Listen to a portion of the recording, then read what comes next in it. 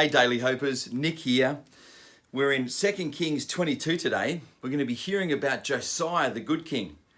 Have you been noticing over the last while as we've been in 1st and 2nd Kings, there's just these stories of these kings and they range from the merely kind of awful to the truly dreadful.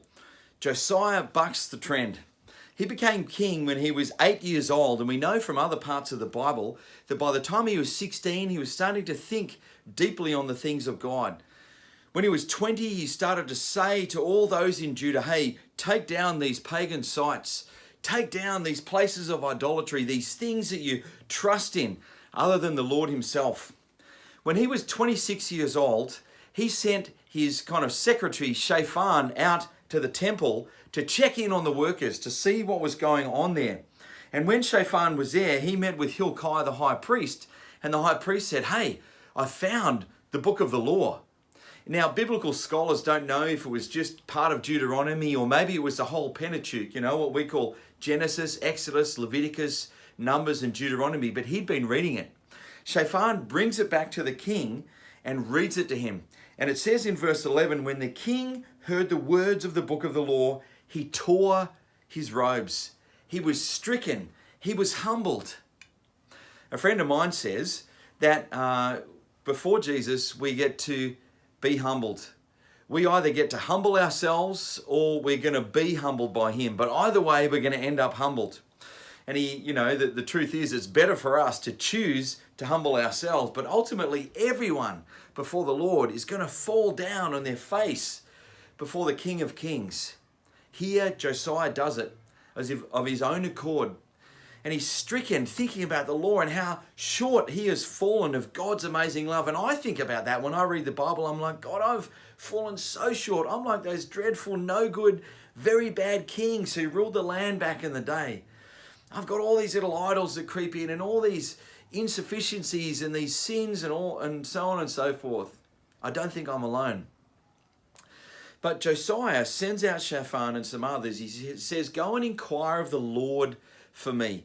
Go and inquire of this prophet. And they go and inquire of this prophet called Huldah. Now, she's in Jerusalem. It's interesting that he doesn't say, go and inquire of Jeremiah, the famous one from the Bible, or Zephaniah, both of whom we've heard of. He says, go and inquire of this prophet or this prophetess named Huldah. And she predicts that bad things are going to come upon the nation because of their sin. But she says this, and this is what I want to focus on here in verse 19. She says, because your heart, talking to Josiah, because your heart was responsive and you humbled yourself before the Lord, and then a little bit later, and because you tore your robes and you wept in my presence, I also have heard you, declares the Lord. And she predicts good things for him. Now, some of you have probably noticed that I'm wearing something a little loud today, right?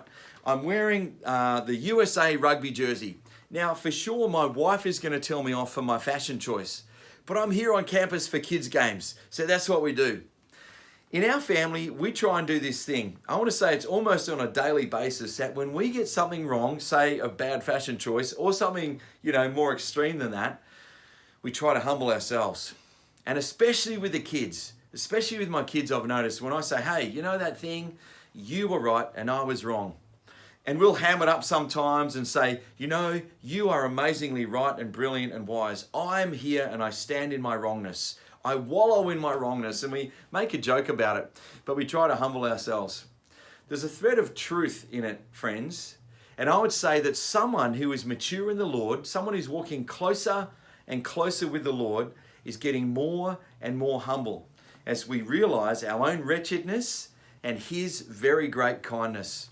So friends, my prayer for us today is that I would be and you would be, that we as a church would be those who humble ourselves before the King of Kings. Be blessed. I look forward to seeing you at weekend services. I love you, church. Take care.